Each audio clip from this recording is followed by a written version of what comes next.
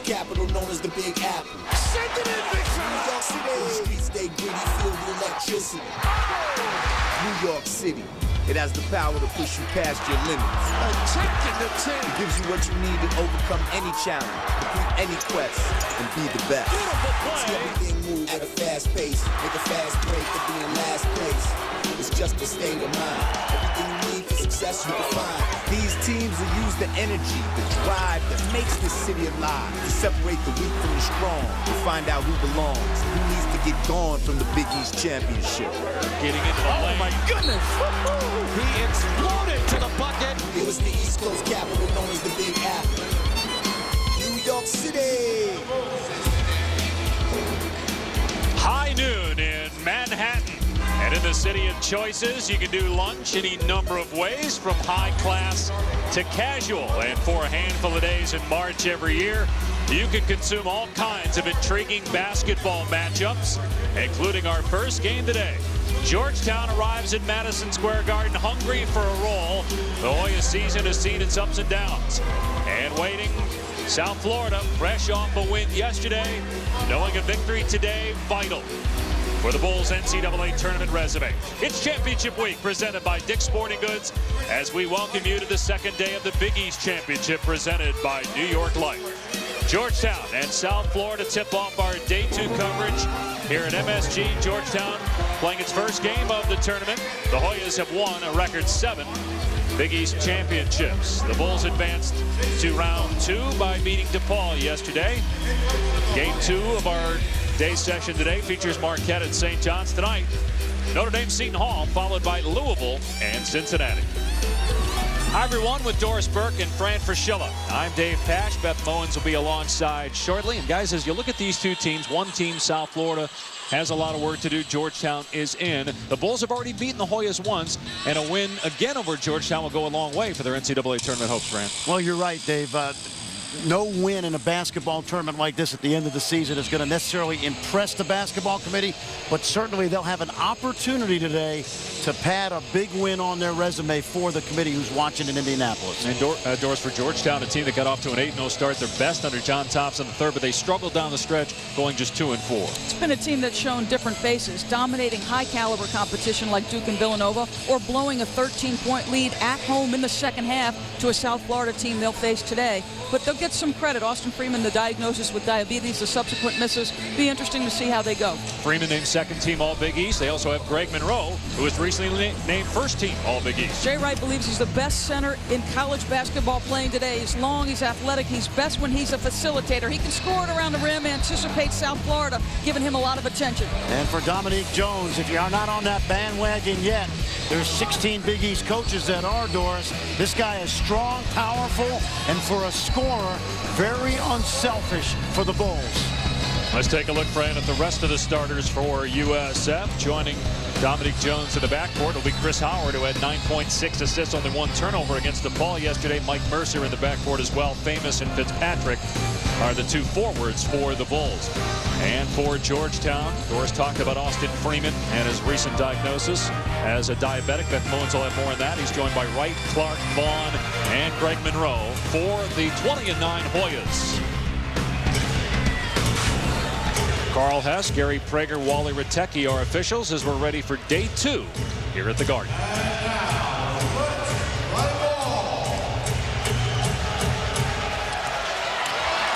Georgetown will start with the basketball. The Hoyas love to play here at Madison Square Garden.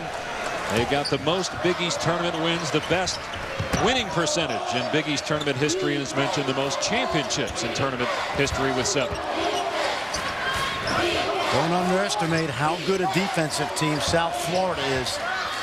Vaughn inside, and that's a good sign if Vaughn is getting it done on the low block.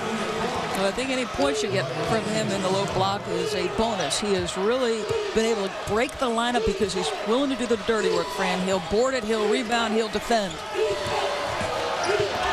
Dominique Jones out to Howard. Jones had 20 points yesterday, also 9 rebounds, 4 assists, and 4 steals. He does a little bit of everything for the Bulls. Shot clock inside of 10. Howard, tough shot over Monroe, gets the bounce. Now here's the question. Is that a jump shot or not? Is that a perimeter basket, even though the ball got into the paint? Because they scored all their points yesterday and won that game against DePaul without making a jump shot. It's amazing. They were out-rebounded, yet they scored 50 points in the paint and beat DePaul 58-49. Vaughn could not handle that pass. It goes to USF. John Thompson III in his 6th year, won the Big East tournament title in 07. And they're a team that relies almost entirely on their starting 5 in terms of scoring. Well, it's interesting that Howard gets the first basket, because the first person John Thompson III talked about when he was talking about the personnel of South Florida was Howard, not Jones. I love watching this team because they're very unselfish. Case in point right there. But Vaughn with the block on Famous after the good look by Jones. It's interesting. We made this point yesterday, Dave.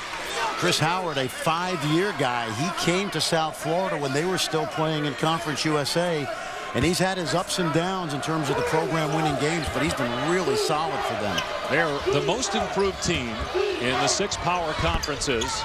As Mercer misses, they won just 9 games last year. South Florida already with 20 victories this year as Clark fires and misses on the 3. Georgetown back defensively as Jones brings it up.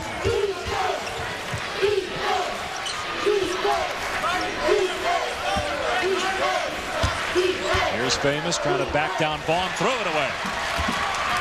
And you talk about Jason Clark, coaches in the league talk about his long arms. That was an example right there. Vaughn another touch on the low block, and here's Monroe. John Thompson III says he's the best passer in the country, period. Tried to score there and could not.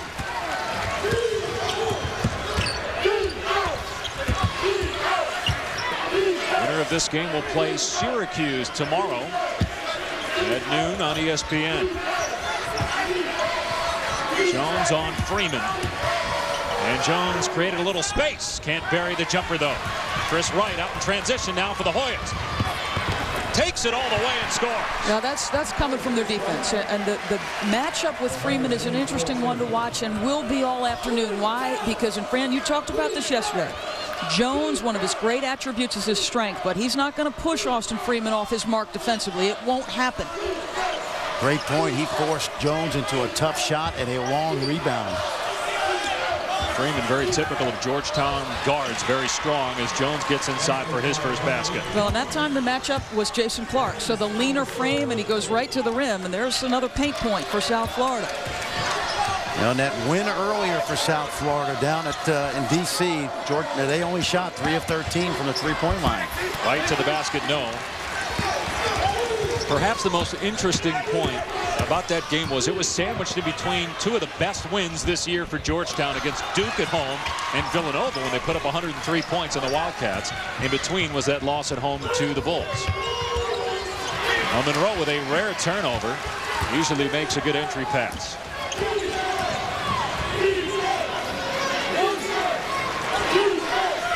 Here's Jones with Clark defending.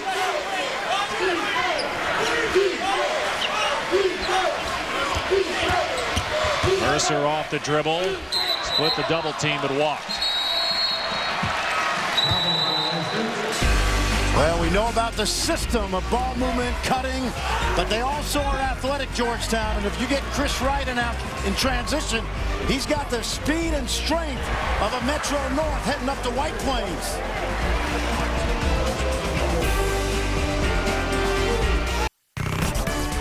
ESPN's exclusive presentation of college basketball is presented by New York Life, helping keep your family safe and secure.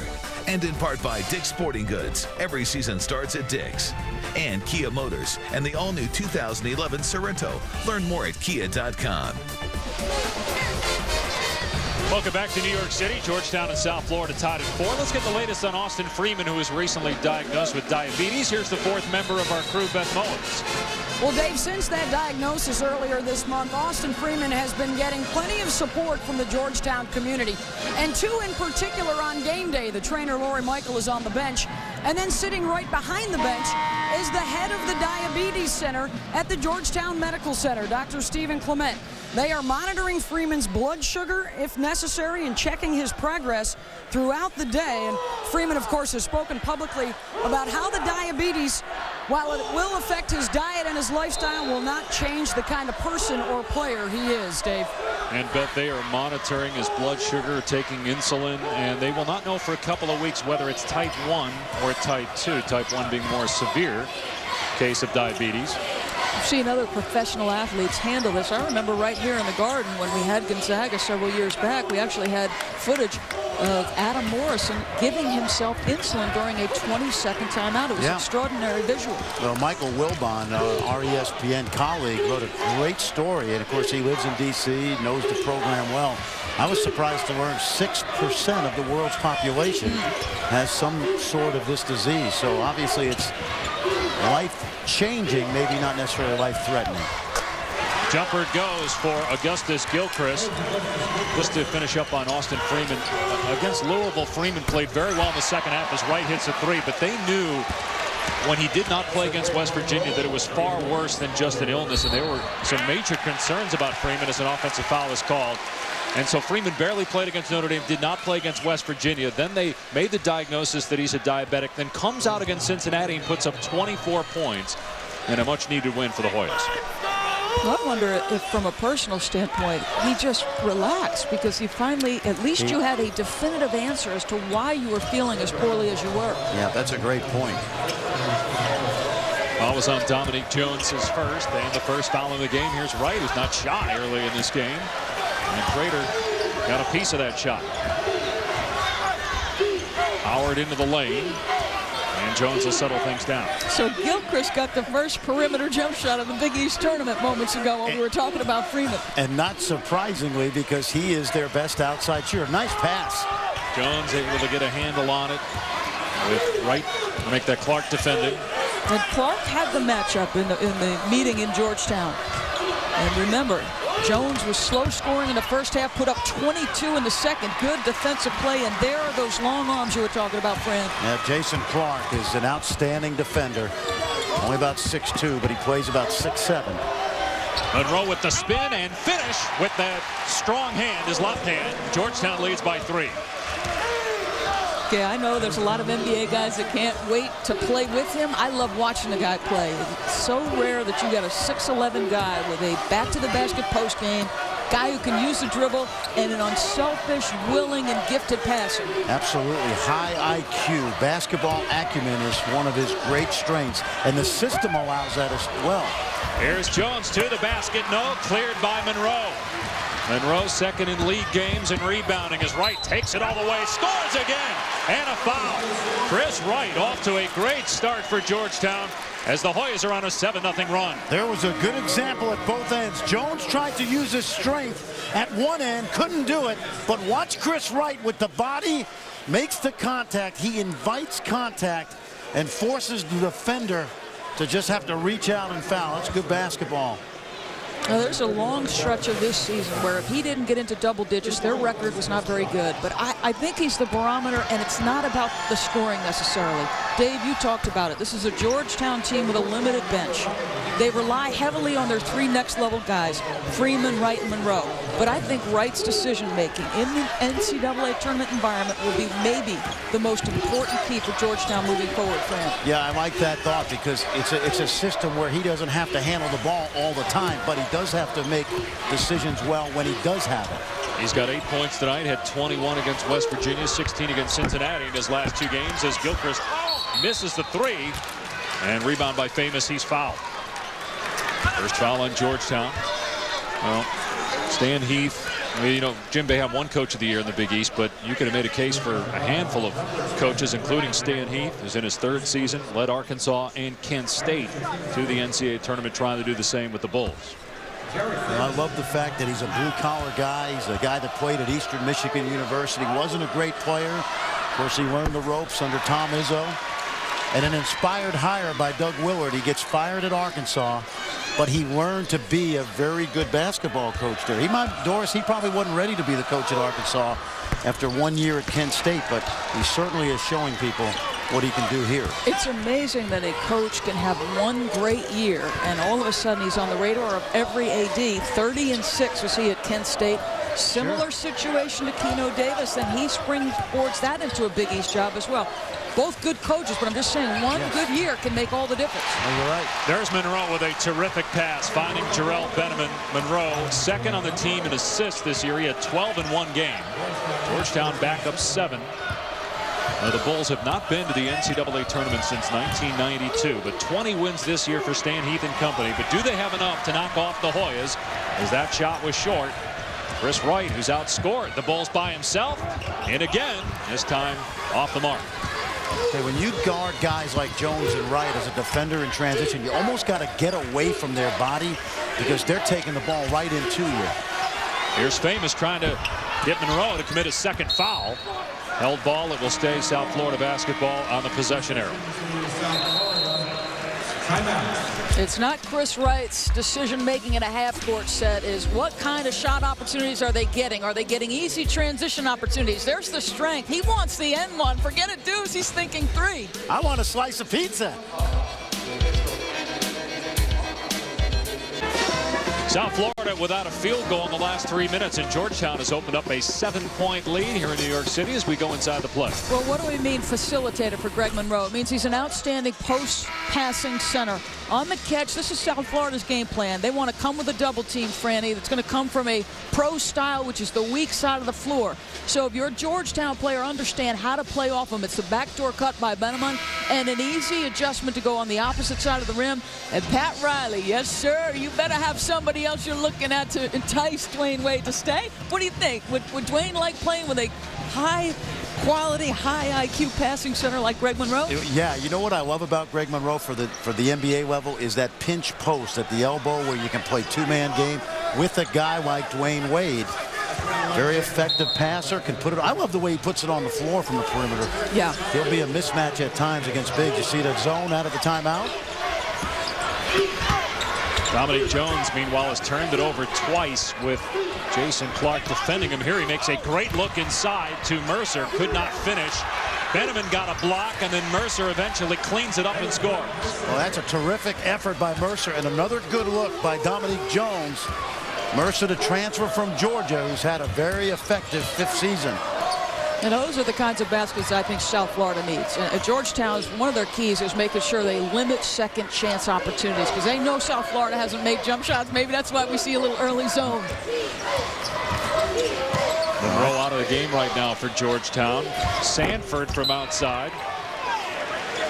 And a USF foul on Gilchrist.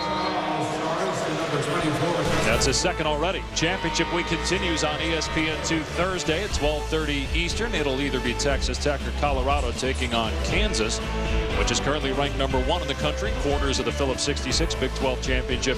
ACC tournament at night, Georgia Tech, North Carolina. Yellow Jackets still have work to do, guys, in that ACC tournament. And a win over North Carolina probably not going to help a whole lot. No, who'd ever thought that a win over North Carolina would actually may hurt their RPI? And you look at South Florida, their win over DePaul yesterday hurt their RPI and strength of schedule as Clark buries a 3, 8-point Georgetown lead. Now, we've seen Jason Clark do that. 24 points against Villanova. He made 6 of those, 6 or 7 from the field.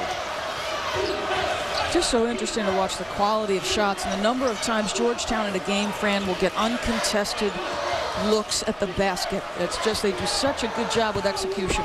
Blocked by Freeman on Jones. Here's Monroe handling it in transition and had it stripped. It'll stay Georgetown basketball. Well, you're absolutely right, Doris. The ball movement, the reading of screens, the execution. You see a little confusion by the green jerseys.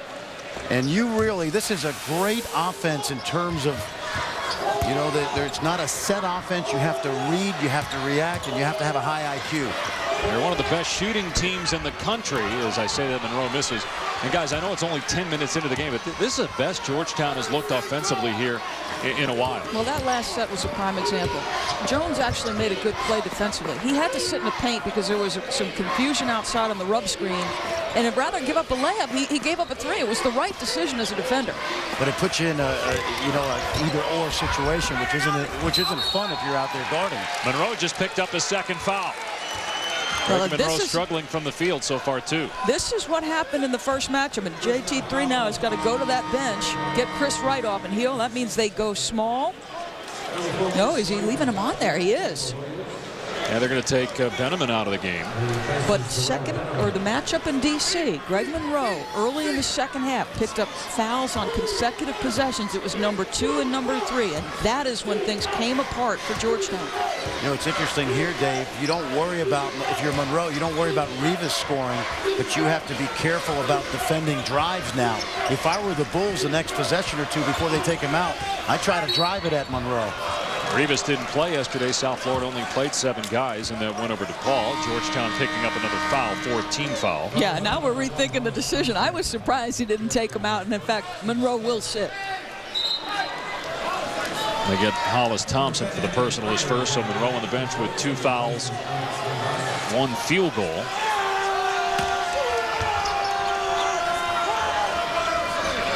Dominique Jones with just 1 field goal, one of the leading scorers overall in the Big East, and led the league in conference games in scoring.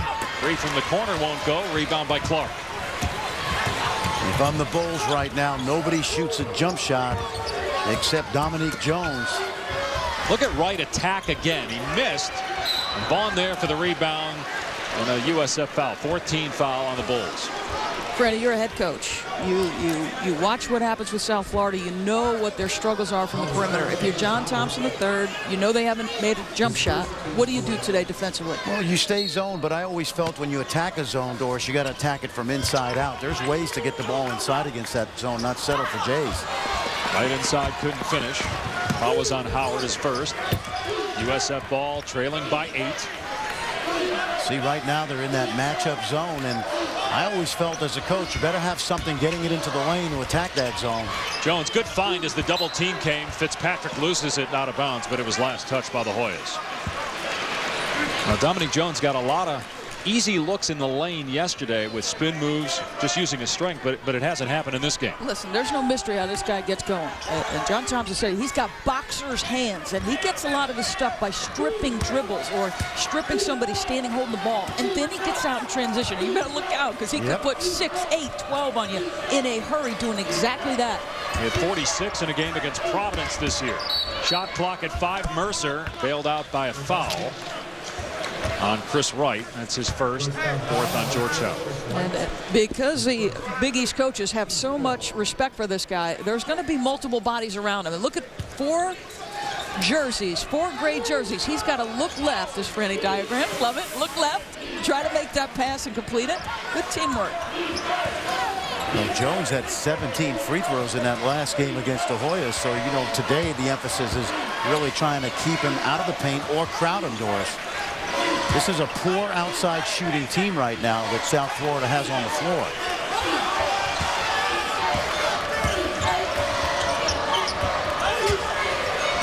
Here's Jones, 8 on the timer. Another good look. Fitzpatrick from the baseline. Shots are not going down from the perimeter again for South Florida.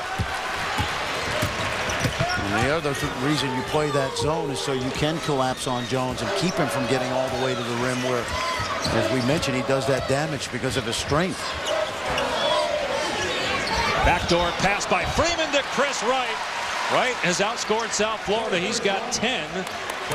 Only 9 for the Bulls. Their cuts are like drives. We talk about South Florida getting paint points for Georgetown. Their system, cuts are like drives. I don't care how you get to the paint. Just get there, Dave. Timeout called by South Florida. Still lunchtime here in New York City. Watch this little back screen. Crater gets hung up. Good delivery by Freeman. That's the Georgetown system.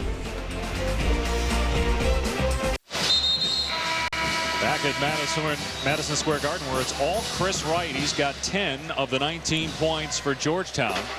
Greg Monroe in foul trouble with 2 personals.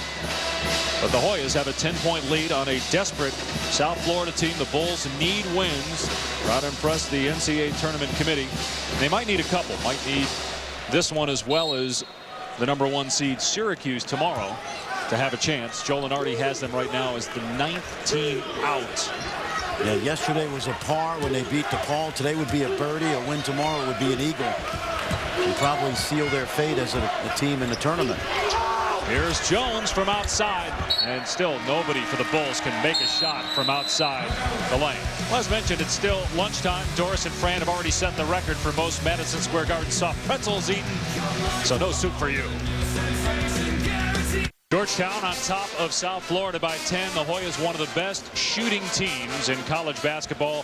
Big reason why their execution as we go inside the play. They remind me of an NFL team or a college team that throws, a quarterback throws to spots. They're not necessarily throwing to a player. So there's a lot of plays where Georgetown leads one of their teammates to a spot. And that is right at the rim, Franny. A terrific look. Now I like this. Watch Freeman's eyes the whole play. He's going to watch, take a look, and there's that pass to the spot, Doris. Well done. When you play in this offense, you have to stay alert because the ball can come to you from different spots on the floor. Monroe back on the floor, playing with 2 fouls. As Austin Freeman misses, he's 0 for 2 from the field. Does have 2 assists, though, including that one you saw just a moment ago. How about Greg Monroe back? Maybe because of the zone, they can hide him a little bit better. So USF 1 for 10 over the last 8 minutes. The Bulls are 0 for 11 from three-point land so far in the Big East Championship. 0 for 8 yesterday, 0 for 3 today. This is a pain in the neck zone because it's a matchup zone, but they'll play real man-to-man out of it by going through with cutters, so you're always confused if you're a player on the floor. Jones misses the 3, and then the putback won't go for Famous. Only 9 points for USF. Backdoor pass to Wright, could not handle it. It'll go to South Florida. Winner of this game will play the #1 seed Syracuse tomorrow. Coming up after this game at 2 Eastern, Marquette St. John's. Then tonight, Seton Hall, fresh off putting up 109 points on Providence, will play Notre Dame at 7 Eastern. Louisville and Cincinnati 9 Eastern on ESPN. That's simply an area that Providence has to get better. There's no more excuses. You're giving up triple digits in a Big East game. You simply will not win it. You're not going to outscore people. Providence has got to develop some defensive toughness, and it's a mindset as much as it is a physical willingness to give it up every single night on that end of the floor. Foul inside on Georgetown. Yeah, you cannot win in this league without mental and physical toughness. That's been true since 1979. Foul on Vaughn is first, 5th on Georgetown. Monroe back to the bench. Guys, how about Seton Hall winning last night? Does that impress the committee at all? Or is that actually, again, because the RPI and strength of schedule probably go down, have really no effect or maybe even hurt them? No, it doesn't help them at all. They have to keep winning, and the next game is an opportunity game against a Notre Dame team that looks like they're in the field. But Seton Hall dangerous, Doris, because they play hard and they can get streaky with Jeremy Azell. I think one of the fascinating teams to watch here is going to be Notre Dame. They've played well without Luke Herringody, and now you've got to reincorporate him in without breaking the mojo of the other guys. That's a great point. They've become ball movers instead of ball stoppers. Benjamin tried to get it to right back door, and then Howard tried to save it, stepped on the sideline. I don't believe the Irish long-term are a better team without Luke Herringody. That's an absurd notion. But Agreed. you've got to now manage his resurgence in the offense. Oh, agreed, because Hansborough and Jackson, Abramitis, they have really become a more focal points of that offense. USF down 10. Its best win of the season was on the road at Georgetown. As the Hoyas were coming off a win against Duke, Dominique Jones stole the show at 29 points. He was 12 of 17 from the field, had 22 of those 29 in the second half. South Florida shot 65% from the field after intermission. They were down 9 at the half, come back to knock off the Hoyas. But they played against a lot of teams with an RPI above 200, and that's the reason why they're at 66. Their strength of schedule is 95. Well, and their RPI actually dropped yesterday, as we chronicled, with the win over DePaul, which essentially gives Stan Heath a 20-win season. A great effort in terms of being the most improved team in the 6 power conferences, but they have obviously work to do now. Dominique Jones, as good as he was, Doris, in that game against Georgetown, struggling so far here, just 1 of 6. Yeah, and I think he needs to get to the rim first. I wouldn't say he's a pure shooter, Franny. I'd say he gets his mojo going when he scores close early, and then the perimeter jump shot comes. No, I agree. He's a power guard. Vaughn triple team that eventually a South Florida foul. 15 foul on the Bulls. Will get famous for his first personal. You know, this guy, Julian Vaughn, guys, is an interesting guy. I watched him in high school. He played on the same AAU team as Nolan Smith and Michael Beasley. He went to Florida State as a finesse play away from the basket forward. And the thing that it really excites me about his development from last year as a first-year sophomore for John Thompson III to this year, he's become a garbage man. And that's taken not only a physicality about him, but a change in mindset from a guy that used to love roaming on the perimeter. Yeah, I mean, aside from it, he's got some natural talent. But if you ask John Thompson III, he said one of his great strengths is his intelligence.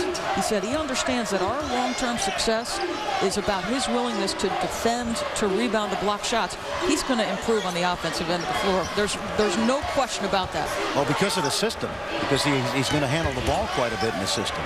That's what I love about the system. Howard into the lane. USF has now missed 14 of its last 15 shots. Carl Hess confused as to who touched it last. And now they're going to say that it's Georgetown basketball. Well, he's packed 5 suits, and he'd certainly be a lot more comfortable if he uses every one of them. And that's what it will take for South Florida in the Big East Championship. 5 wins. The worst seed to win it wasn't 9. That was Syracuse in 06, and that's what South Florida seeded this year. But they only had to win 4 of that Big East Championship as Austin Freeman misfires. Georgetown can't shoot straight either right now. That's a good collapse right there and a bailout. If you're Benjamin, get away from Jones because Jones is coming after your body. That's what the really good guards in this league do, Doris. You know, you think of Scotty Reynolds and Dominique Jones and Chris Wright is they seek out the defender's body because they understand how important contact is to the offensive player. Get out of the way, says the explosive defender to my right. Like, how are you going to do that when they're headhunting your chest? Meanwhile, Jones, a 76% free throw shooter off the mark. Struggling from the field and from the line. Foul was on Benham in his first, 6th on Georgetown. Finally, South Florida in double figures with 4:13 to go in the first half. Remember, though, this is a Georgetown team that had a 13-point edge on the South Florida Bulls, and they're a team that has shown different faces. So will they put the knockout punch here down the stretch? Great teams to me finish halves strong. Will Georgetown do that? Freeman to Benjamin. Couldn't get a handle on the pass.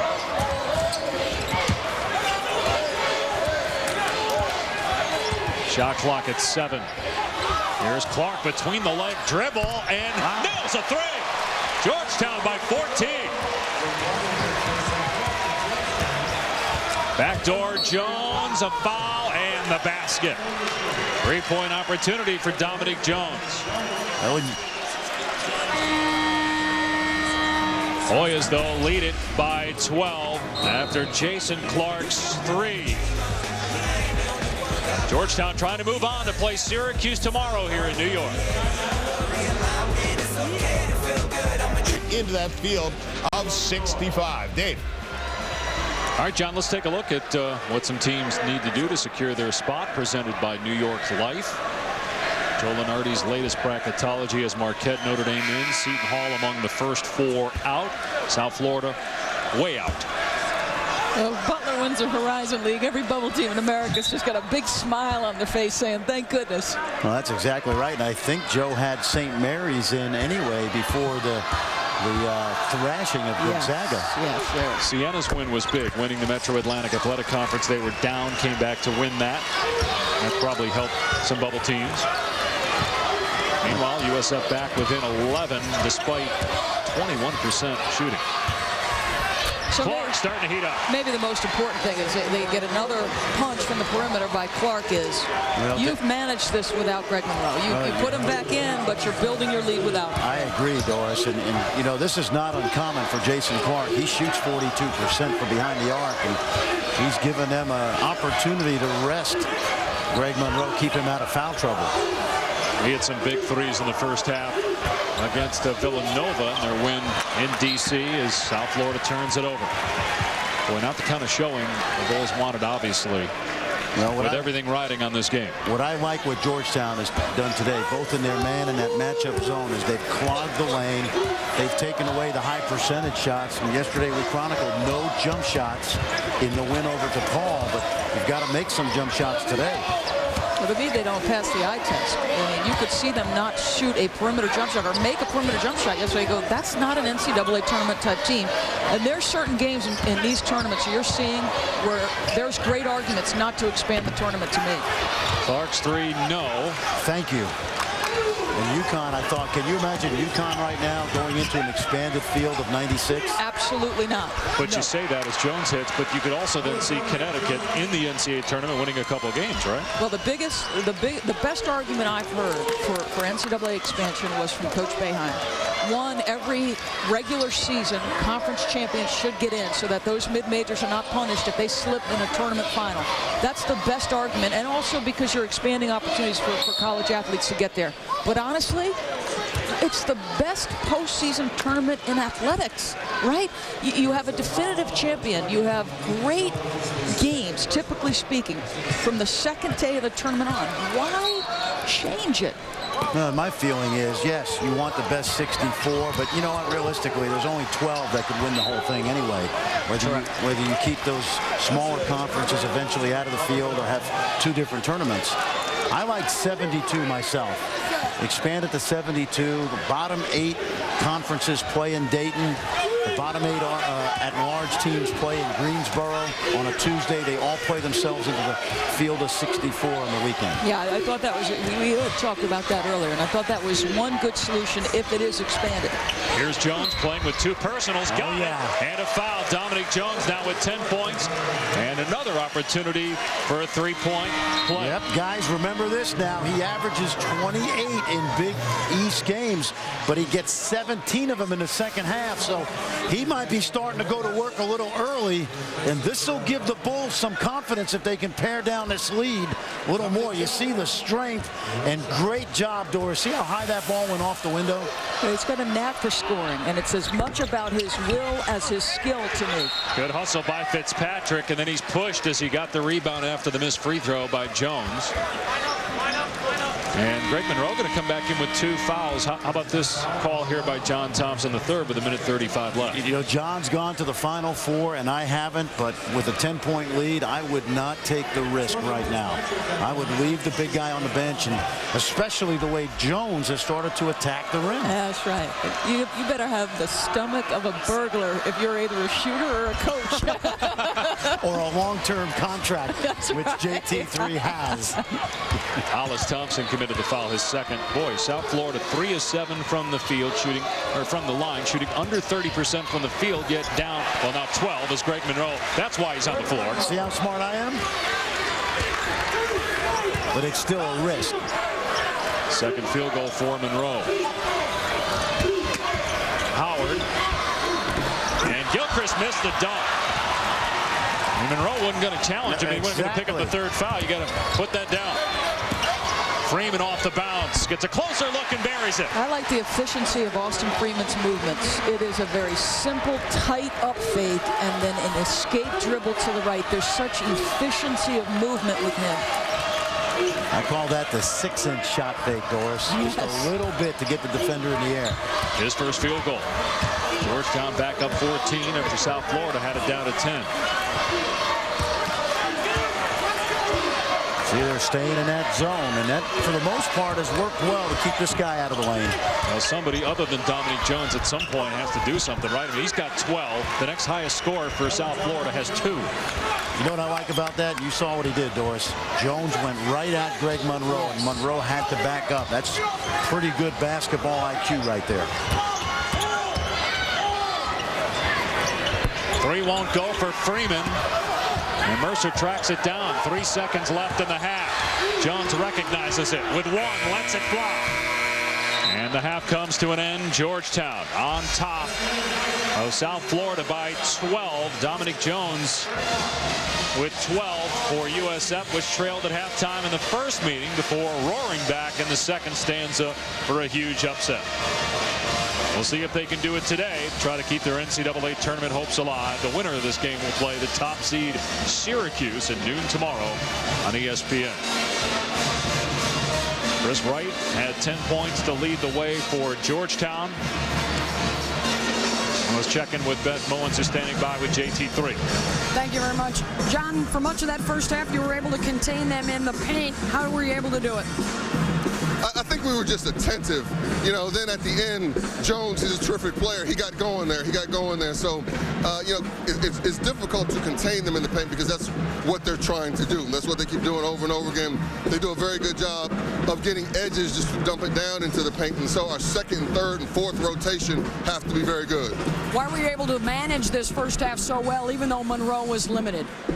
Just other guys stepped up. And now we got a long second half. Thank you. Dave? All right, Beth. Georgetown trying to move on. Play Syracuse tomorrow. Lost to the Orange twice during the regular season. Great first half for Chris Wright. 10 points to lead the way for the Hoyas. Time now for the Cisco halftime report. John Saunders, Doug Gottlieb, and Jay Williams.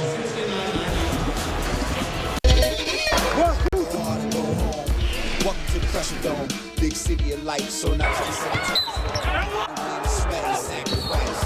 everything move at a fast pace, in the last place. It's just a state of mind.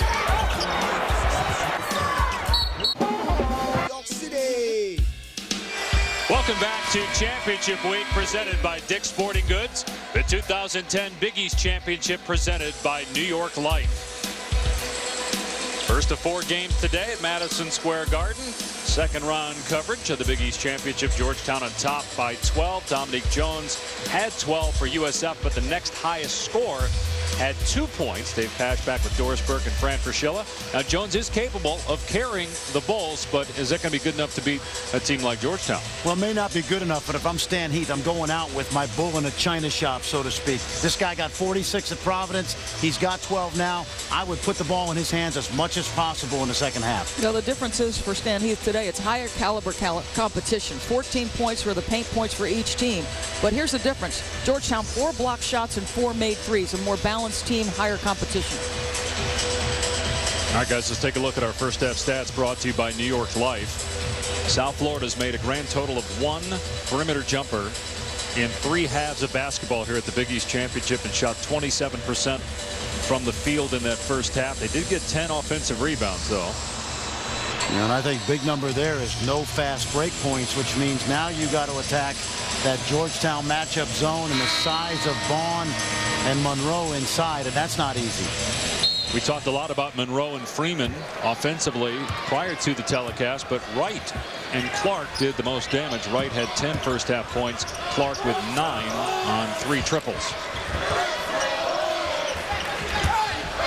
Monroe played a good part of that first half with 2 fouls. He was out there at the end of the half, played about 13 minutes.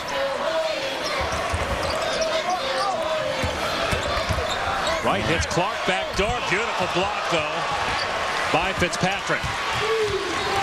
You have to really stay awake when you guard that half-court offense. You got to be patient defensively. That was a good play by Fitzpatrick from the weak side. Winner of this game will play Syracuse, the number 1 seed at the Big East Championship, tomorrow at noon on ESPN as Jones drives. Great pass and the stuff by Fitzpatrick. So they open the half doing exactly what they would have to do to win. 1, make recovery plays for each other defensively, because this is a Georgetown team that makes you recover defensively, and then score off dribble drive dump downs. That's how everybody else outside of Jones gets their stuff done. Here's Freeman on the drive. Another block by Fitzpatrick. 2 already and a basket. And then Jones, a tremendous catch. He couldn't finish, but he was fouled. But what a grab in traffic. Well, Skip Holtz, the new football coach at South Florida, would have loved that play. In fact, he might have to do a little recruiting, but this is it. Great catch. They have not scored a fast break basket tonight, but this is tremendous athleticism and strength and agility by Jones. And he almost made that shot go. Well, Beth Mullins had a chance to catch up with Stan Heath, and his message to his team at the half was don't get frustrated, 1, Remember, we've been here before. We won on the road in D.C. in this exact circumstance. And 3, let's take away Georgetown's easy basket. So, Beth, thank you very much. And what have they done? Exactly what he told Beth. Take away 2 opportunities at the rim for Georgetown. Foul was on Wright his second. You also get the sense that Jones relishes these opportunities. After all, in 9 Big East wins during the regular year, he averaged 28 points per game, Dominique Jones.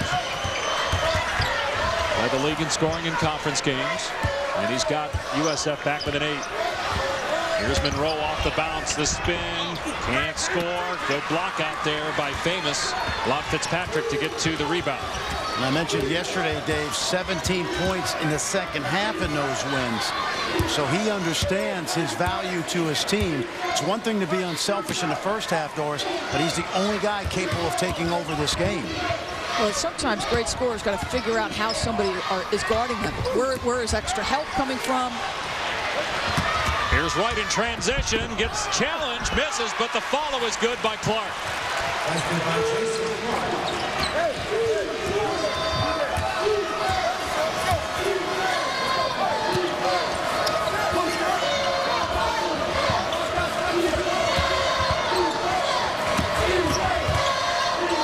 Jones, another great pass, and famous throws it down, and a Georgetown foul. Yeah, he's not a guy who's unwilling. If you move off of his work, Jones will find you. Now, this is a terrific look, Doris. You're exactly right. This is a guy that averages 3 assists a game, which doesn't sound like a lot, but he's not their point guard. And if you're famous, I always say great passers throw passes to guys who don't know they're open. Yes. That time, Famous was well aware of the fact that the ball might be coming his way. You saw Julian Vaughn's head going from side to side. At first, he didn't know where his mark was defensively. Then he didn't know where the ball was. Neither is good. The cartoon, which way did he go? Yes. And he picks up his 3rd foul, and the 2nd on Georgetown here in the half. The Hoyas lead down to 7. Here's Freeman on the drive. He had a quiet first half and can't get that one to drop it. Vaughn there with a tip. We talked about how he's transformed himself into a garbage man. There's a perfect example. Here's Jones, another terrific find, and another 3-point opportunity for Jared Famous. They got to do a better job of keeping Jones in front. I mean, 3 trips, he's gotten off the dribble drive. Give him a cushion, make him prove he can make a jump shot. But I tell you, Doris, on the flip side of that, all the games we've watched South Florida this year, you have to know if you're JT3 to tell your team, this guy likes to take over games. And we haven't talked about Chris Howard this half, their point guard, because Stan Heath has put the ball in the hands of his best player. And let's see, guys, Vaughn out of the game with 4 fouls. Remember, Georgetown not very deep. They've got the lowest scoring bench in the country, and they're going to a freshman, Hollis Thompson, as Famous again converts the 3-point play. South Florida within 6. Stan Heath said after the win at Georgetown, that was the best win in our school history, meaning the basketball program. Well, I'll tell you what, this would be the best win in school history if they can get it. And they'd live to see another day. And we talked about Chris Howard saying that Stan Heath had to bring 5 suits. Well, part of that is the heavy cost of dry cleaning at those hotels in Manhattan. But it's a symbol of what they're trying to accomplish. Let's see if Freeman can get going. He's struggled a bit offensively and short with that one, but he'll go to the line.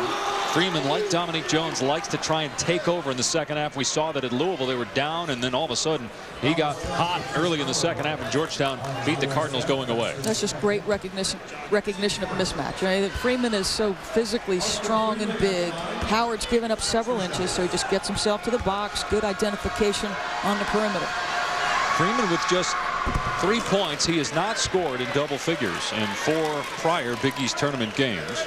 Foul was on Howard, his 2nd. I've gotten a chance to work with Austin Freeman in the summertime at these Nike skill camps, and when you first look at him, you see that big body, stocky, looks like kind of a small inside player. He's the first DeMatha player to go to Georgetown in a long, long time, over 20 years. And it goes back to that rivalry that John Thompson and Morgan Wooten had all those years when John was a great high school coach. And, of course, Coach Wooten, great coach at DeMatha. 4th assist by Dominique Jones this half as he finds Gilchrist for the dunk. Well, we want to give Stan Heath credit for good coaching, because what he's done to start this second half is give the ball to a guy that relishes this time of the game. Monroe. And a good save by Freeman. Wright able to track down the loose ball. Here's Hollis Thompson, who shot 39% from out there during the season. Gets Georgetown back up by 9. Remember, at the start of the telecast, 2 different faces of Georgetown. They're keeping them at a distance, but is there the level of intensity maybe that you'd like to see, Fran?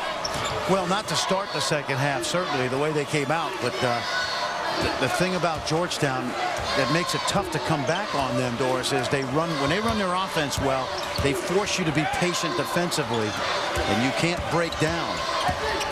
Jones breaking down the Georgetown defense, but called for an offensive foul, his 3rd. Dominique Jones, the only player in the country averaging 20 points, 6 rebounds, and 3 assists per game. He's got 4 this half. South Florida back within 9.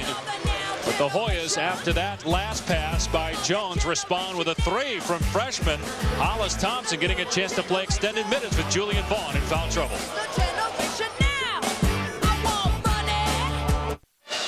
Georgetown leading South Florida by 9. Dominique Jones with 14 points. He had no assists in the first half, has 4 in less than 5 minutes here in the second half. They more than doubled their all-time regular season wins in the Big East. He averaged 28 points in 9 Big East wins. And I'll tell you what, it's not one defender he's beating. He's beating multiple defenders. And Franny, there's times where there's 4 gray jerseys around him, and everybody's forgetting about the cutters on the backside of that defense. Why right there are there 4 gray jerseys? Yeah. And now what do you do with him? You're the head coach. How do you get him out of this? Well, this is what makes him so good. We know he can score, but we've watched throughout the year a very willing passer. And it's why, Doris, at halftime I said he had 12 points, but he has to take the game over even more. Yeah. It's the only way they get a chance to win. The problem is defensively, when you guard a guy like this, you're so concerned about his ability to get all the way to the rim that he creates easy opportunity for his teammates. Here's Chris Wright, who had the hot hand in the first half. That's his first field goal of the second half. It's a 2. Georgetown back up 11. You always like it when a team can run their stuff out of a timeout. Coach draws it up or something they remind them of. They've worked on it all year and they score. Big basket. Georgetown is in the Big Ten. South Florida trying to keep its hopes alive. Winner plays Syracuse tomorrow. Wright with the good hands, but it ends up in Chris Howard's mitts, and he finds Gilchrist in the paint over Monroe, and Greg Monroe just picked up his 3rd foul. Julian Vaughn already the other big man for Georgetown with 4. Well, if that's a set play, that's good coaching coming out of the timeout, Doris, because this guy early in the year was really on a par with Dominique Jones. Augustus Gilchrist, averaging 18 plus a game, was starting to really come on, and the injury early in the year kept him out about a month and a half, really set them back. That's good. Get him going a little bit. I didn't necessarily agree with the foul call, though. I mean, remember the old Buzz principle of verticality. There was some contact, but who initiated that, I'm unsure. And I don't blame Greg for his frustration in that instance. Hey, you coach Georgetown, I'll coach South Florida. I'm not coaching anybody. Officials having a conference.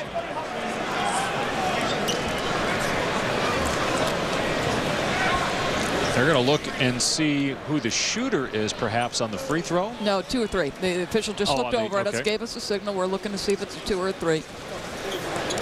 This is one of those monitor situations that you can actually go back at any other point in the game and go back and correct a scoring mistake. It's a good set play coming out. Watch the blue line. Watch that right foot go forward. It was ruled at 2. It looks like it's on the line there, right? Like we said yesterday, you know what? I'm getting old. My eyes are getting bad, so I can't really tell. And I think in the next couple of years, I mentioned this to Dave yesterday, Doris, I think you got to have a rule in the rule book, like in football. There's got to be indisputable evidence, because from that angle, it looks like his foot is on the line. But unless we're right up on top of that play, I don't know how you can change it. But they can change it now. Yeah, I heard you say that. I thought it's a terrific point. You obviously want to get it correct, but if there's nothing taking away your initial judgment, then stick with it. Yeah. Sometimes your foot is so close to that line. Your sneakers actually at times right up on the line, but it's, your toes are up. Your toes are up. That's not a good thing because usually that means you're 6 foot under. Boy, it's really hard to tell there. That's what I mean. And if you're not sure, you see that little crack right here?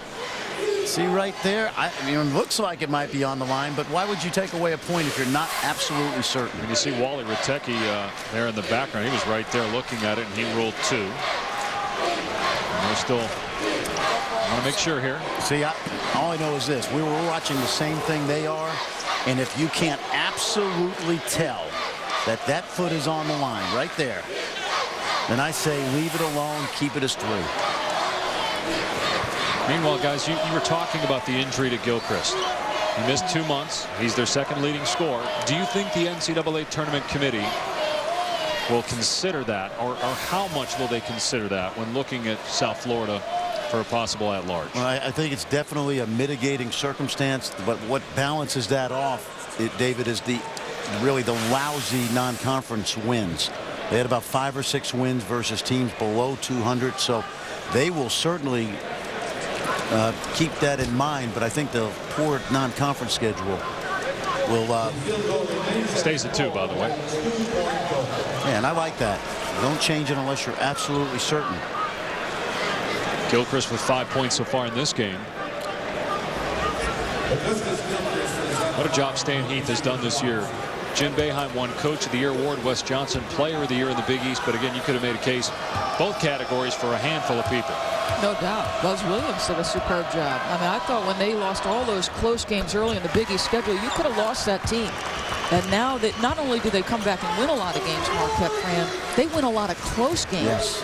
And that there's nothing better for a coach's self-esteem is when his team responds to the coach in close games.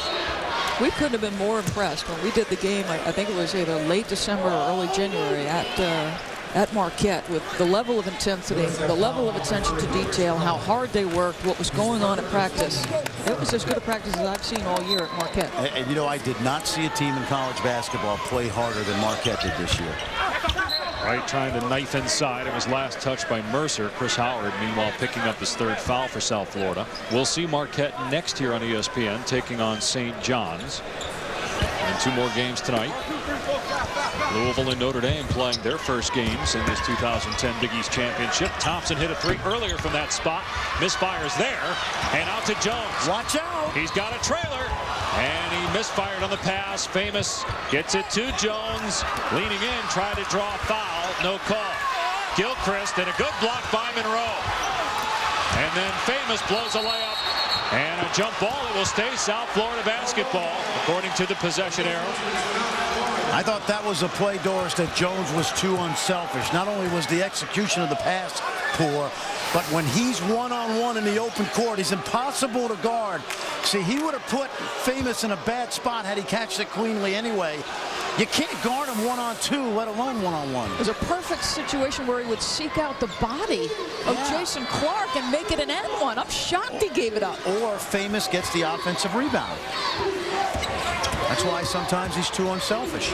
Here he is on the baseline. He'll take it that time. He missed, but he was fouled. And that's on Freeman. 2-shot foul. Actually, they get Thompson instead, his 3rd. So Vaughn with 4, Monroe and Thompson with 3 apiece. And Dominique Jones will go back to the free throw line. 4-5 at the stripe so far in the game. Well, to me, one of the ways you can identify a quality offensive player is how often do they get to the free throw line. And Mr. Jones, over 8 per game. And he's not a post player. That's what's impressive. Now, I agree with you, Doris, exactly. He has that ability with the strength and size and quickness to attack defenders in the lane. Got the 2nd free throw, so South Florida trailing by 8. They're 7 of 8 at the line here in the 2nd half. There's Monroe around Gilchrist. Beautiful move by Greg Monroe, the first-team All-Big East performer. Come on, that's unfair. That is unfair. 6'11" with that kind of footwork, with using the dribble. Yeah, that was good defense, too. Good rotation by South Florida. Jones tough, couldn't get it, but Gilchrist there for the stop. Right back up the floor. Clark finds Monroe, puts it in with the right hand. Pace starting to pick up here. You talk about Georgetown's system and people think they play slow. They don't play slow. They attack the game when there are opportunities to attack.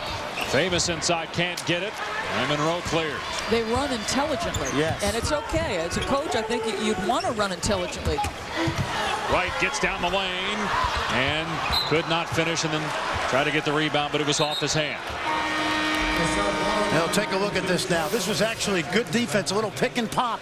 Watch the defender come over and try to guard this, but he goes right by. He uses the other side of the rim to protect the shot, and then just good ball movement. That time, how do you leave a guy 6'11" that open underneath, especially a guy as highly regarded as Gregory Monroe? Well, I'm going to just revisit something that Beth Mowens found out from Stan Heath. Take away those rim opportunities. And to start the half, they had those two nice blocks protecting the rim. The last couple, the Hoyas getting right back to it. How about the fact, guys, South Florida's barely over 30%. They have not hit a three the entire Big East Championship, yet they're in the game. They're down just 10. There's still 12 minutes left. You see, back to that Hoya zone. Yeah, exactly. Howard strip, and Thompson's got it for Georgetown. Here's Monroe to Wright, and Freeman with the layup, but that started with Greg Monroe. There's that Hoya ability to be opportunistic in transition. It's not just what John Thompson hates when people say Princeton basketball. That's the Georgetown system right there. Ball moving half court, attacking the full court.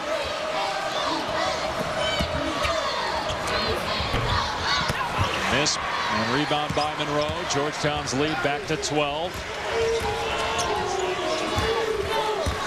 That was the first perimeter shot that South Florida has even attempted here in the half, and it didn't go as Monroe was fouled by Fitzpatrick. His first in the fourth on South Florida. Georgetown in control. Still time left, though, for the Bulls. You'll make it big. It's the East Coast capital known as the Big Apple, New York City. And John, you mentioned it, Phillips 66 Big 12 Championship quarterfinal. Winner of that Colorado-Texas Tech game playing Kansas. 12:30, ESPN2 tomorrow. Then tomorrow night, North Carolina-Georgia Tech. First round coverage of the ACC tournament. Here at the 2010 Big East Championship, Georgetown, which lost in the first round last year to St. John's. A 16-15 campaign. Bouncing back to go 20-9, trying to move on to play Syracuse tomorrow.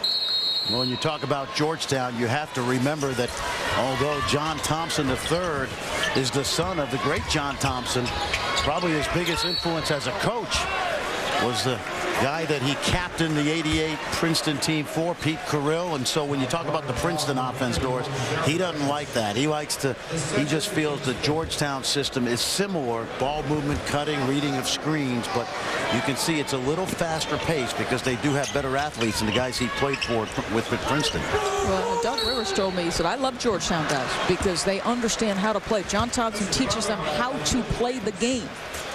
Traveling call there on Greg Monroe. John Thompson, his Hoyas leading USF by 12 here at Madison Square Garden. The first of 4 games on day 2 of the Big East Championship presented by New York Life. Dave Pasch, Fran Fraschilla, Doris Burke, Beth Mowens here as well. Coming up next on ESPN, it's Marquette and St. John's. Red Storm ended Connecticut's season yesterday, although the Huskies still could play in the NIT. Jim Kelman says it'll be up to the athletic director as Chris Howard scores baseline to get the Bulls within 10. Well, I heard Fran Fraschilla say that Howard reminded him of Mark Jackson. I said, I hope. I was listening to that going, I hope Mark Jackson didn't hear that. But no, I see stylistically and body type and lack of great speed, but still an effective player because he's got great basketball IQ, Howard. I talked to Chris before the game. He said his mom liked the analogy and the comparison. Greg Monroe just picked up his 4th foul. He and Julian Vaughn both with 4 personals.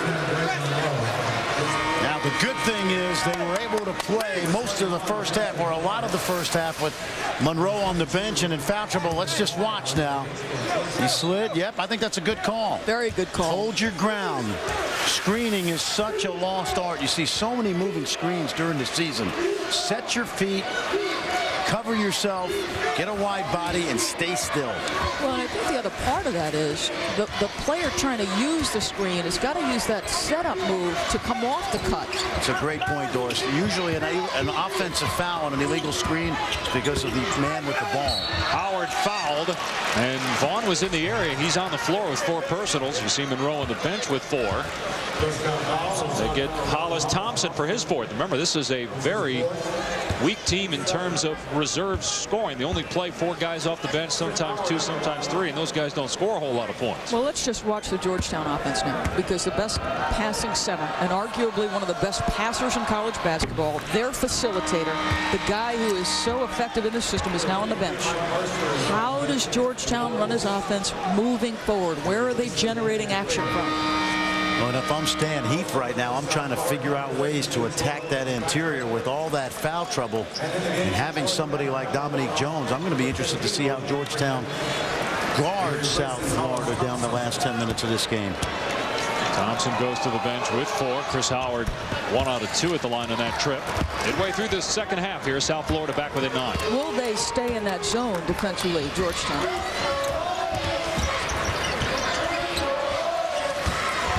There's Clark, hit 3 threes in the first half.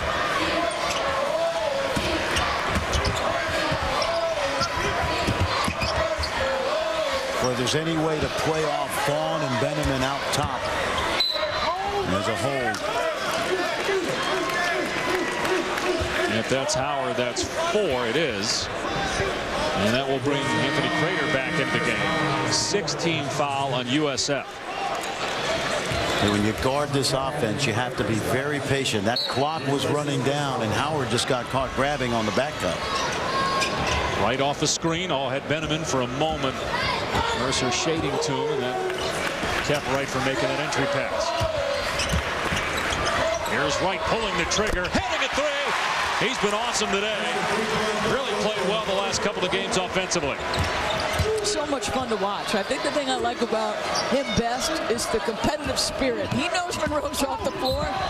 Jones stepped on the baseline. There was contact as well. No foul called, but a turnover nonetheless. Wright's mindset is going to change now, because he's sitting there saying, okay, Freeman has not been his explosive self. Maybe I better get the job done. And nice when you've got a lead guard who can either pick you apart or have the ability to score the basketball. It's also good to know that he has it in his head to do that, Doris, knowing the time and score of this ball game.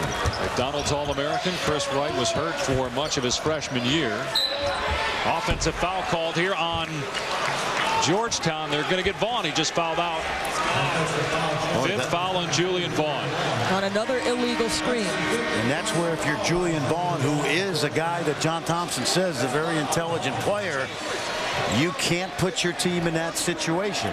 So if you're John Thompson III and Vaughn's gone, do you go back with Hollis Thompson because there's too much time to put Monroe back in, or do you take a chance, or do you go with Sims? It looks like that's what they're going to do. They're going to bring Henry Sims, who's not played yet, into the game. That's right. Henry Sims only plays about 7 minutes a game. The young man from Mount St. Joe's in Baltimore, so he's in a tough spot. But I think the key right now for Georgetown is you got to play through Wright, Clark, and Freeman. And Sims has got to be a guy that just is out there, Doris. Do your job. Don't try to do anything tricky.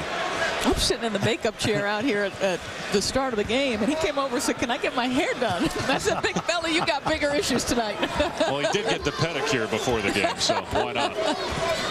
Now he's got bigger issues here. He's doing a nice job communicating in the back of that zone. He's opening his mouth. You wouldn't think the guy hadn't played yet today.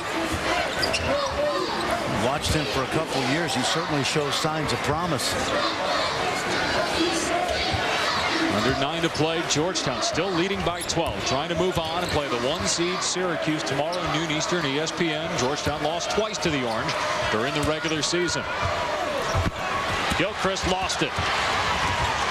And he got a piece. I mean, that is a terrific job by Sims. I'll tell you this. Remember, Mike Krzyzewski says communication on the defensive end is a skill. That kid stepped in cold, and the first thing he did was open his mouth on the defensive end of the floor.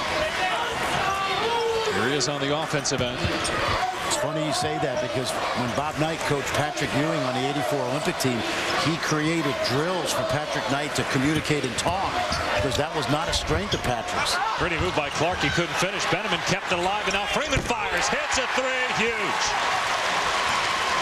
See, you love that. Say his foot was on the line. 2-pointer, 14-point lead. If you're Sims and Benjamin right now, just know your role. Hold the fort down until John Thompson can bring Greg Monroe back. Here's Mercer with the jumper. Boy, South Florida with just one perimeter jumper the entire championship. Freeman, in and out. Rebound Mercer. No, the other thing is if Georgetown maintains a 14, 15-point lead as Jones is fouled, maybe John Thompson will keep Monroe on the bench, knowing perhaps got to play tomorrow at this time against Syracuse. Henry Sims, a 6'10" sophomore. Go ahead. Opening his mouth in the middle of that zone, communicating with his teammates. Going to force a turnover, dribble drive. They're trying to get to the rim because that's the only way they can score. And he gets a piece. They go the opposite direction. And on the ensuing possession, Mr. Freeman, you have arrived in the Georgetown Hoyas. Spreading them out here in New York. Make it here, you'll make it anywhere. New York City. Garden, St. John's, which plays about 8 or 9 games a year here at the Garden, coming off a win yesterday against Connecticut, entering the building, getting ready to take on Marquette.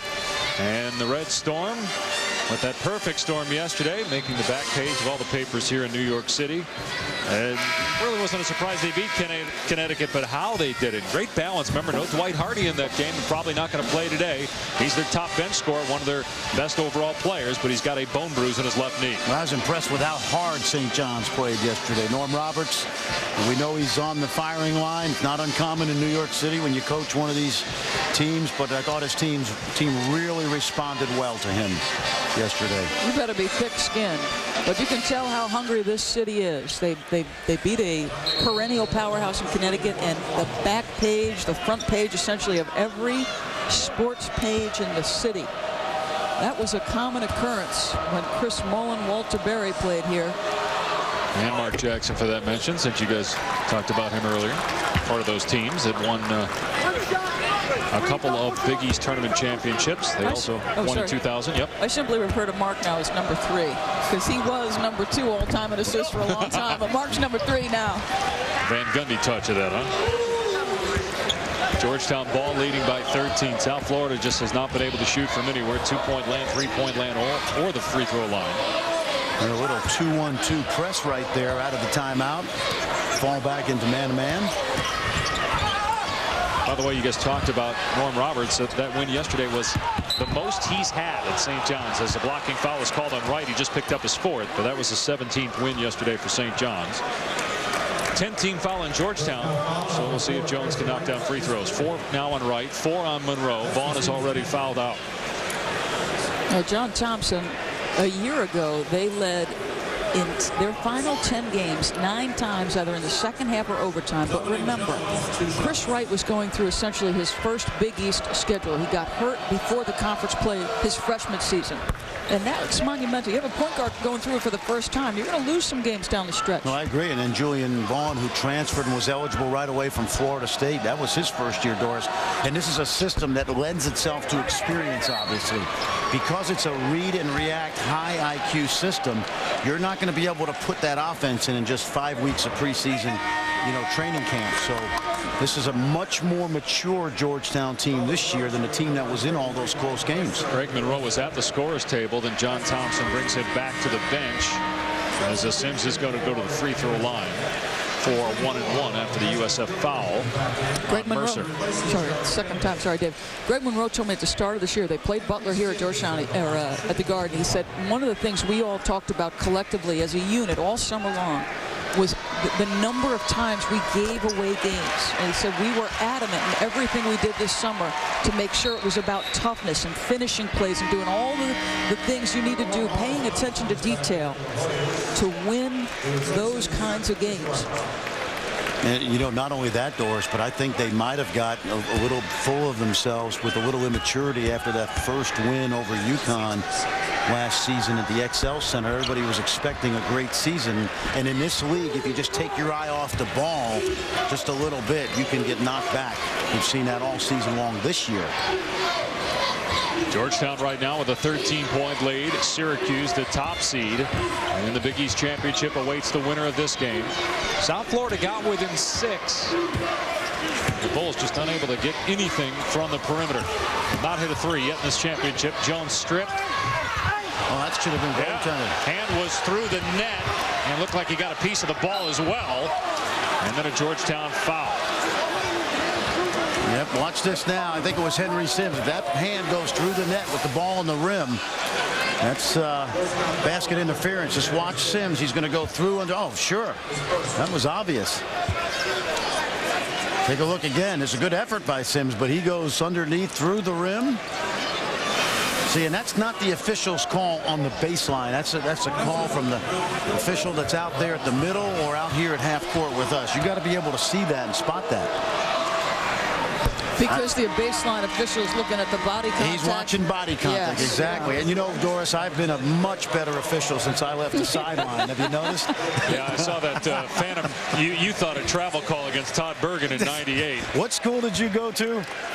No comment. The officials think you're much nicer. Yeah, really. And you know what? When you sit over here, you get a greater appreciation over the course of the season of how tough a job it is. And here's that little 2-1-2 press. See if they can get Georgetown in a situation to trap at midcourt. Georgetown gets it over with about a second and a half to spare before a backcourt violation. See Monroe back now, Dave. You guys agree with the timing here by John Thompson III? I would say, I see with a 12-point lead, I would say under 5 minutes. But as I said, John Thompson's got a Final Four appearance. He knows his team. He knows his players. Shot clock down to 5. Clark hit 3 threes in the first half. Knocks down that one as the lead swells to 15. Georgetown's largest of the day. You know what's interesting, guys? John Thompson III has built his program around 3 guys from the Metro League in D.C. When you look at Chris Wright, Jason Clark, and Austin Freeman, homegrown guys that grew up in the shadows of Georgetown. They understand the Georgetown tradition. And 3 very solid players. Meanwhile, a missed 3 by Jones goes back to your point, Doris, about South Florida just failing to pass the eye test. How can you make the NCAA tournament if you can't hit a perimeter shot? And they haven't. They have not hit 1 3 the entire tournament. Only hit 1 jumper outside the lane the entire championship. Here they are in transition. And Jones will go to the free throw line with USF not been able to make its free throws today. Or at least enough of them. Clark picking up the foul is first. Georgetown to the double bonus. Well, it hasn't been a strength all year. South Florida shoots under 30% from behind the arc. They've been an attacking team, particularly with Dominique Jones doing the attacking all year.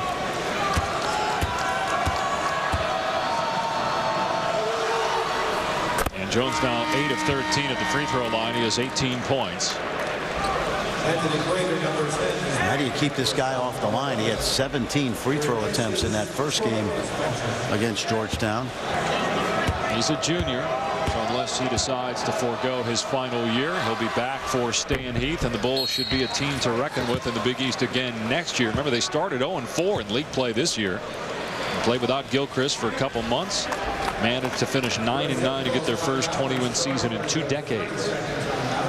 30-second timeout. Georgetown on top by 13 points. Hoyas knocking down their threes. They're one of the best 3-point shooting teams in the Big East.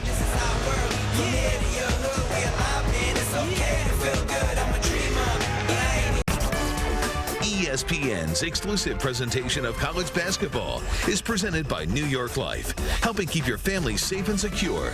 And in part by Dick's Sporting Goods. Every season starts at Dick's. And by VW. With 13 different models, it's a whole new Volkswagen and a whole new game.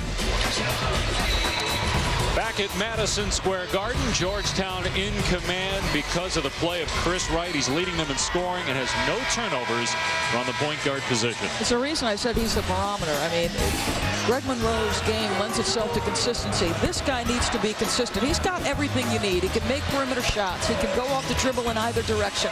His high school program, he had to carry everything. So now you have to step back and make the adjustment. How do I balance my scoring as a lead guard with making sure I'm doing everything Coach Thompson wants me to do? Well, it's a great point, Doris. You speak of his high school program. This young man The only 3-time Metro DC Player of the Year since a guy named Adrian Dantley. Wow. Back in the late 60s, early 70s, went on and played for Digger Phelps at Notre Dame. And remember, he committed to NC State and Herb Sendek. And when Herb left for Arizona State, Fate intervened and he ended up a Hoya. Down it ahead to Freeman, who finds Monroe. Got his shot blocked, got it back, counted, and a foul. And took a shot to the face. Well, some people question Greg Monroe's toughness earlier in his career. Here he sticks his nose in figuratively and literally. Good effort on the glass. Nice dish. He knows he's going to get fouled. Wants the second effort. And good agility from the big guy from New Orleans. Looked like his contact came out. Yep. No, you're exactly right, though. I mean, everybody's salivating at the chance to play with this guy at the next level. But as one NBA scout said, he said, does he have the passion to be a nightly game changer, or is he simply supremely gifted? He's got the body and talent alone that'll make him a lottery pick. But I would think guys want to play with him. Anytime you have somebody who's highly skilled, can score it, but wants to make sure other people are involved, you got to want to play with him. And they're all going to the bench right now. You think of all the great big men that have been at Georgetown. Most of them have been about power. That's right. Greg Monroe a little bit different. You know, it's interesting. Mrs. Monroe, when they had the talk last year about whether he should come out or not, she said, Greg, you're big enough, but are you ready to handle guys like LeBron James and the size in the NBA and the physicalness, Doris? And I thought he made a pretty wise decision to give himself another year to continue to mature. I think no question. He said skill-wise, I was probably ready, but maybe on a nightly basis, taking that pounding. He's actually lost weight, but he says I'm stronger because I'm better conditioned. I've got more endurance than I did a year ago, and I'm not sure his body type will ever allow him to be a power. Yes, guy, exactly. Yep. I think he's a really good, as I mentioned, elbow player. That pinch post. Yeah. And kind of like Vlade Divac and Chris Webber occupied that spot for the Sacramento Kings in that offense, coincidentally put in by Pete Carrill, who was an offensive guru at that time for the Kings. And other teams taking it up. Eddie Jordan, there's exactly what you're talking about. Right there, that pinch post. He allows him to operate, play away from the basket, and we've seen him beat big guys off the dribble. Shot clock at 5. Here's Freeman with the floater. Jones rebounds. South Florida has to cherish every possession here down the stretch to have any chance. Down 16. They're 1 of 15 the entire Big East championship from outside the paint. 1 of 15. And they've won 20 games. But they haven't had, I mean, they're not a great shooting team, but they haven't been this bad in terms of shooting throughout the year. Otherwise, they wouldn't have won 9 games in the league. Can't blame it on the coldness in New York. Boy, they came in, they just had their sweat jackets on. It's been actually nice here. It's gorgeous. This is not that different than Tampa Bay right now. Actually warmer in here than it was some parts of the country out west yesterday as Jones gets to the basket and scores. Timeout by USF. 21 for Dominique Jones. Guys, it's going to be interesting to see if John Thompson III monitors Austin Freeman's minutes at all here down the stretch, and if they play tomorrow. Remember, diagnosed with diabetes, but he's played pretty much normal minutes since, and he's played well. And there's Dr. Stephen Clement, who, along with the trainer Lori Michael, monitoring Freeman's situation. Well, I think the one thing you got to think about is how is his body reacting on games where you go back to back to back, or in the NCAA where there's a soft turnaround, Fran. And it's really about a lifestyle adjustment. They've not yet determined whether it's type 1 or type 2, and I would think it's about how his body is going to react with what's going on. He is taking insulin. We talked about that Thursday in the press conference. And we've seen athletes. We mentioned Jay Cutler, Adam Morris, and it's funny, when this first happened, my partner during Big East games this year, John Saunders, is very close to the Georgetown program. He called the Georgetown program, talked to the coaching staff, and he is a diabetic, and he explained the situation. He told me it's not life-threatening, as you mentioned, it's just life-altering. And the young man's gotten a lot of advice from a lot of people who care about him. Beautiful move by Monroe and a USF foul. Do you guys think there's any way Georgetown can win the Big East championship or go far in the NCAA tournament without Austin Freeman playing his normal minutes? I don't think so. No. Think about how many games he's brought them back in this season. He's a gifted scorer. I mean, he's flat carried them in the second half of a lot of games. They're heavily reliant on all three of their next level guys. We talked about that in the open. Yes, Jason Clark has become a terrific player. Vaughn is outstanding as well in his role. But they are heavily reliant on their 3 NBA-level guys. And a nice job right here by John Thompson substituting Sims for Monroe. Little platooning with the foul issue. 4 fouls for Monroe. And you mentioned Doris Sims done a nice job of anchoring the middle of that zone. And you're up 17. So you wonder if how much we'll see of Monroe here as well, with Georgetown likely now moving on to play again tomorrow against Syracuse.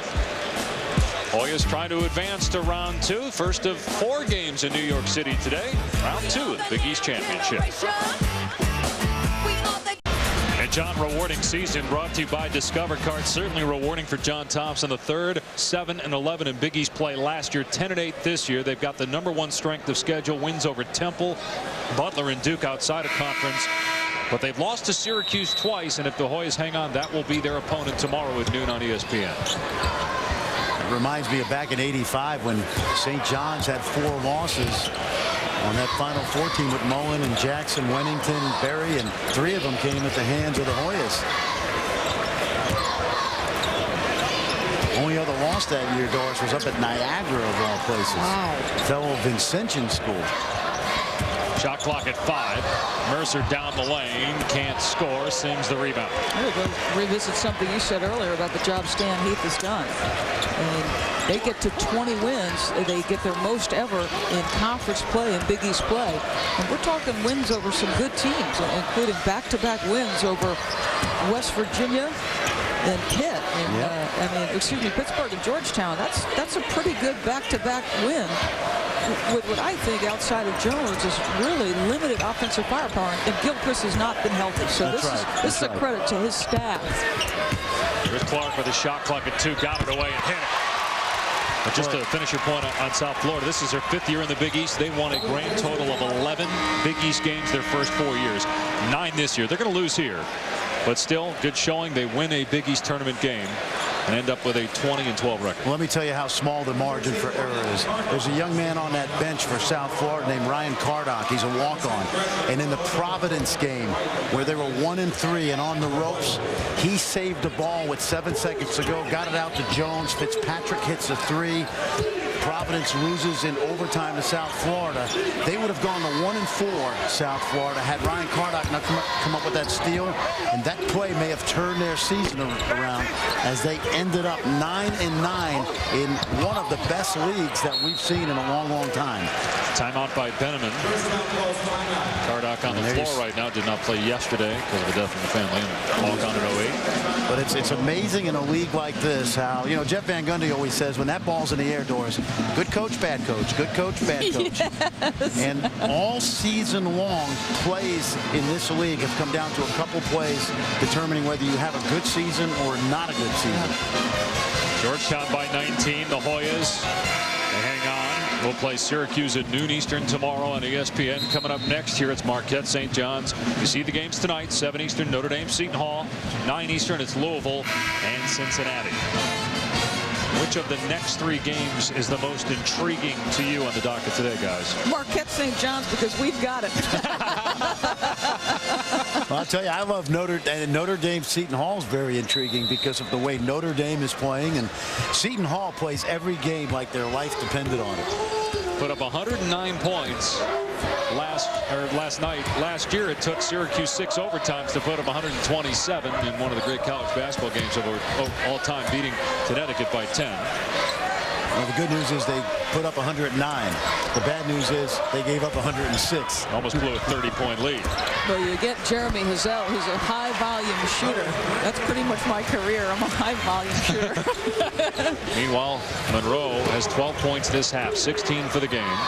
Georgetown by 21. What do the Hoyas have to do to beat Syracuse, a team they really struggled with during the regular season? Came back in that second meeting in D.C. when they were down by 20+ to make it a game in the end. Well, they can't rely on the fool's gold of jump shots. You remember that first game, they got out to the 14-0 lead.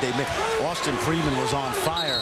But in order to beat Syracuse, I believe you got to attack that zone from inside out. Louisville does it terrifically. Pittsburgh did it well as well. I remember watching a game at Syracuse. It's the only team to beat Georgetown twice.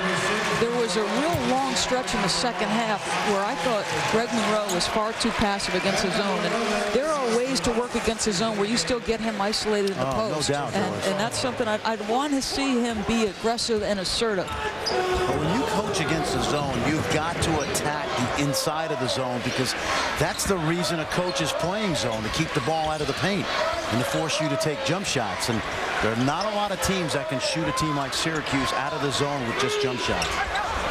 Well, Coach Boeheim's too patient for that. But I tell you what, if you're a basketball fan who only tunes in March and you want to see a team that's just an absolute pleasure to play, you got to watch Syracuse. You want to talk about the quality of shots they get on a nightly basis. It's the most unselfish Syracuse team I've ever seen. Yes. They pride themselves in getting stops. They're a national championship contender. And folks, I'm telling you, if you've not seen Syracuse play, you got to watch. What I love about the Orangemen is no highly recruited players on that team. Can you believe my man Clark Francis from Hoop Scoop had Andy Routen's 751 in his senior year? Of the top 1,000 players in the country, 751?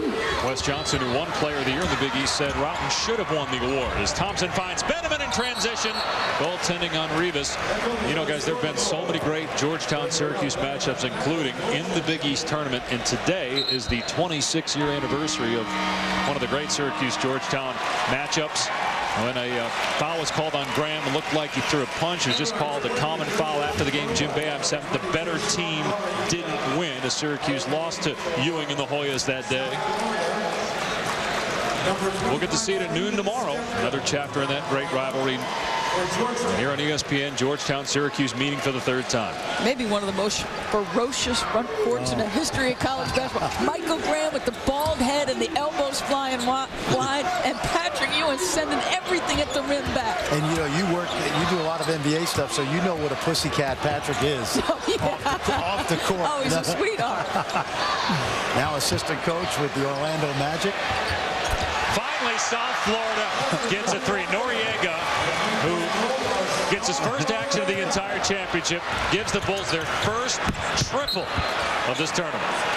Now, isn't it great? Guys like Noriega and Cardot, Rivas are getting a chance to play on the floor of the world's greatest arena. That's the 5th three of the year for Noriega. Where's he been? He'll remember it.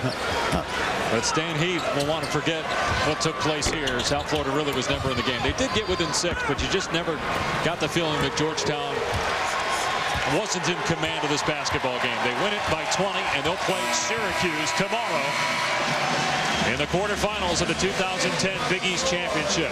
Great second half for Greg Monroe, playing a lot of this game in foul trouble.